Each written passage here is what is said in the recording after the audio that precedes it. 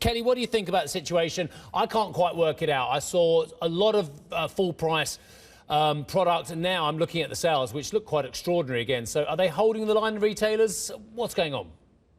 Yeah, I think so, Steve. I think as we look across what's happening in the UK in particular, the retailers are putting their best foot forward for Black Friday to try and capture that excitement. I think if you talk to anyone on the street or anyone that you bump into, everybody's really excited for this holiday season. They're looking forward to the Christmas that wasn't last year. So I think retailers are looking to capture all of that pent-up demand from last year, as well as capture the excitement that's in place for this year.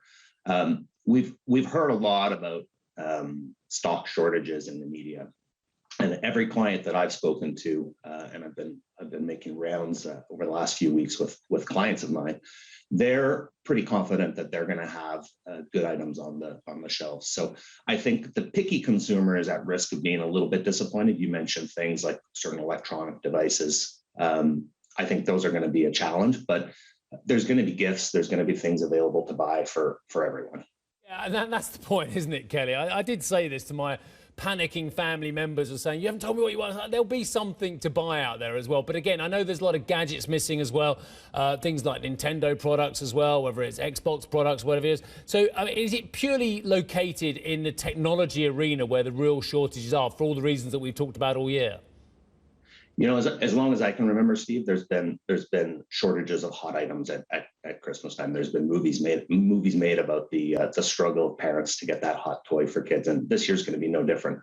Accenture's in the midst right now of doing our annual holiday shipping survey, not shopping survey, where we take a look at we're looking at over 60 retailers in the UK, placing orders with them, seeing what's in stock, what the shipping times are like. And we've already noticed a few of the toys are getting low on stock.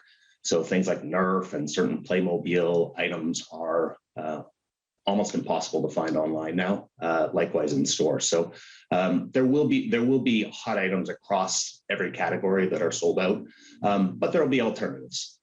So I think this will be a year of shopping early for really important purchases and being a little bit more flexible for other items. What about the profitability of bricks and mortar? We've looked at the steady decline of bricks and mortar over the years, accelerated by obviously current trends, not only the longer term technological trends, but also by COVID-19 as well.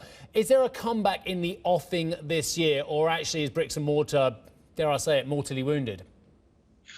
Well, barring the news that you just talked about with COVID and some of the impending risk of lockdowns or restrictions, I think people are really excited to get out on the high street. And I was out walking around London last weekend and was shocked by the crowds. It felt like I was walking around during rush hour on the tubes, people squeezing in, trying to get out to the shops and get out to the markets.